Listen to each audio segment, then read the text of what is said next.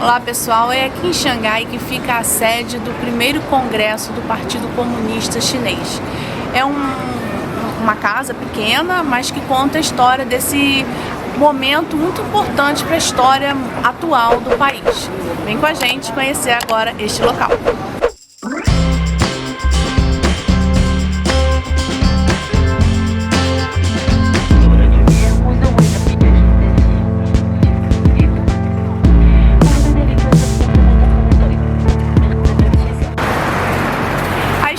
Este local para o primeiro congresso do Partido Comunista Chinês não foi à toa. Aqui era a área de concessão francesa, logo o governo chinês da época não tinha nenhuma jurisdição. O pessoal então achou que estaria mais protegido. Acontece que entre eles havia um espião, sempre tem, né? E que esse espião acabou denunciando o local e o grupo precisou fugir daqui, né? E foram terminar o congresso numa outra cidade aqui vizinha a Xangai. A concessão francesa em Xangai durou quase 100 anos. De 1849 a 1943, de forma crescente, os europeus foram se apossando de fatias da cidade. Essa presença estrangeira, que remonta às guerras do ópio, gerou, como era de se esperar, grande revolta entre os chineses. Não à toa, surgirá um forte e cada vez mais organizado movimento de resistência. Falaremos sobre ele mais adiante.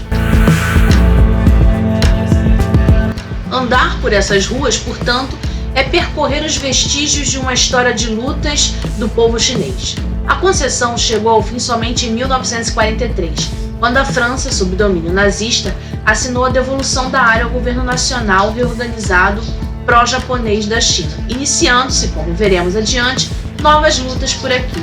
Hoje, é uma área muito peculiar na cidade de Xangai, cuja história tem especialmente a ver com esse prédio.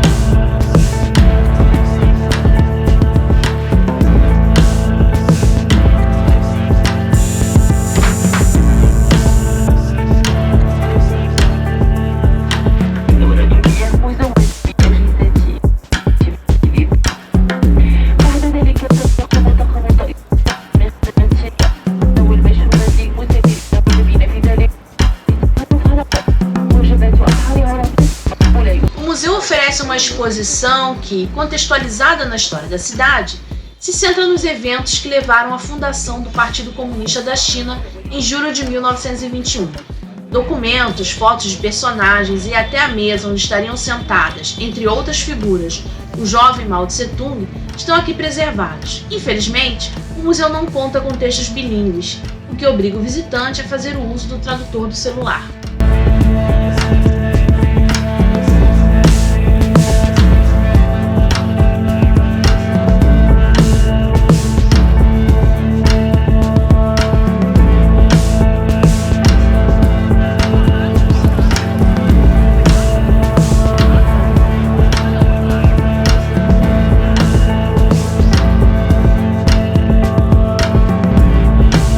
Mas este problema é logo superado em outro espaço.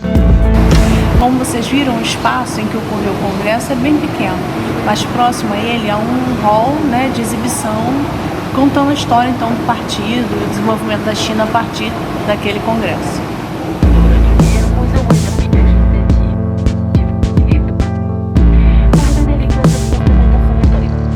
Em comemoração ao centenário de fundação do Partido Comunista Chinês, em 1921, foi inaugurado este espaço muito mais amplo e completo, e importante, contando com textos em inglês. A criação do Partido Comunista Chinês é decorrente de uma complexa conjuntura que se relaciona com o declínio da monarquia e o clima de forte instabilidade política no país. Tem também a ver com o crescimento da pobreza e forte agitação social. Mas por que o partido surge em Xangai e não em outra cidade?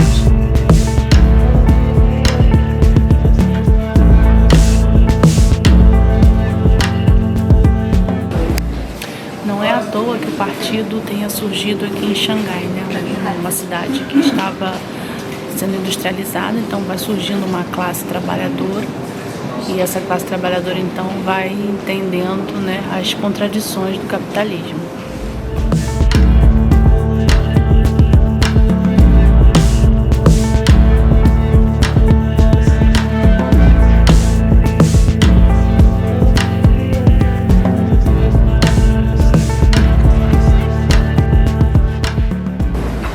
de um lado a gente tem, né, os trabalhadores, do outro lado a gente tem também grupos de intelectuais, né, que no contexto da Revolução Russa vão se apropriando dessas ideias novas.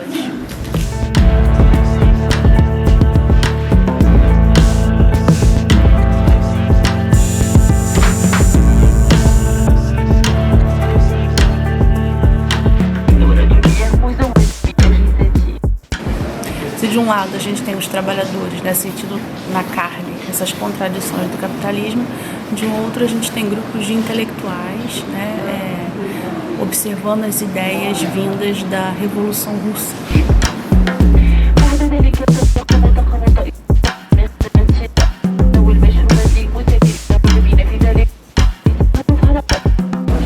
Ali a gente tem uma foto do primeiro grupo de fundadores de uma sociedade de pesquisa do marxismo, né? Um grupo de estudos dessa nova ideia.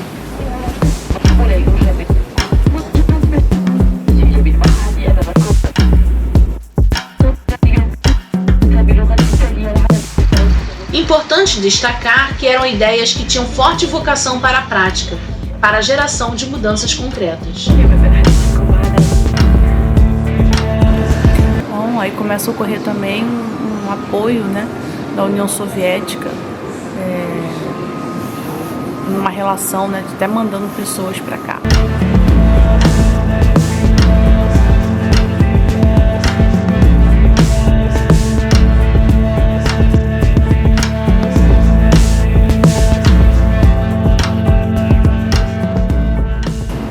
O papel da imprensa foi super importante nesse período, né? Sobretudo entre os jovens, com jornais direcionados para este público.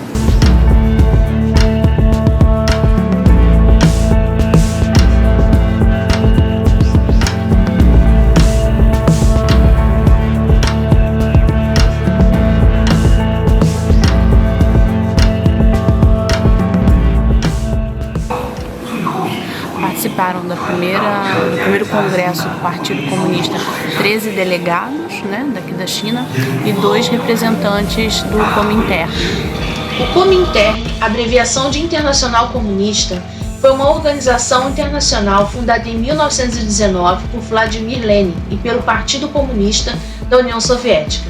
Seu principal objetivo era promover a Revolução Comunista Mundial, unindo partidos comunistas de diversos países sob a liderança soviética.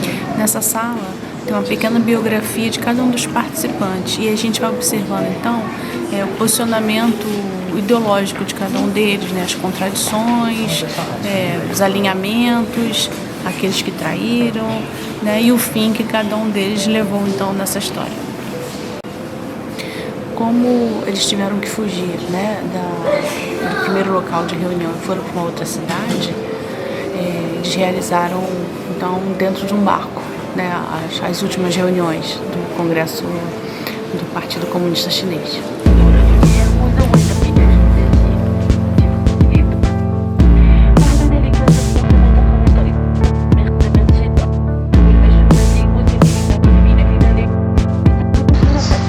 A Guerra Sino-Japonesa foi um conflito bastante devastador.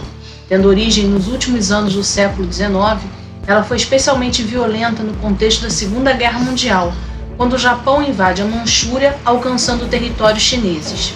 Diante da invasão, o Partido Comunista Chinês e o Partido Nacionalista Chinês, o Kuomintang, até então inimigos, formaram uma frente unida para resistir à agressão japonesa.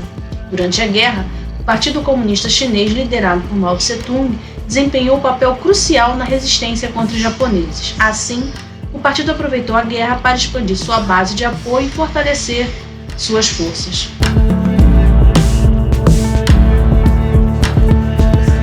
Em resumo, o museu é uma oportunidade interessante para se ter acesso à narrativa oficial sobre a história do Partido Comunista Chinês e, em boa medida, a própria história da China moderna.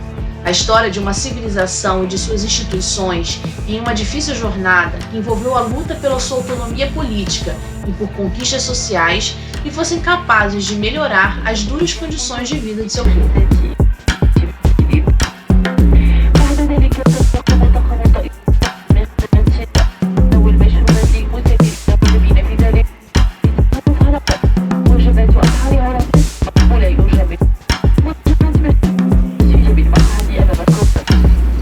Ao final da exposição, somos expostos ao não menos emblemático contexto do final dos anos 1970, quando, sob a liderança de Deng Xiaoping, se introduziu o conceito de socialismo com características chinesas, combinando elementos socialistas com princípios de economia de mercado. Daí em diante, como discutiremos em outro vídeo, se pavimenta o caminho para a China potência que conhecemos hoje. E o Partido Comunista? A China é oficialmente uma república socialista governada pelo Partido Comunista Chinês. No entanto, a natureza do sistema político e econômico da China tem sido objeto de grande debate e interpretação histórica. Quer saber como que é um shopping na China comunista? Dá uma olhada.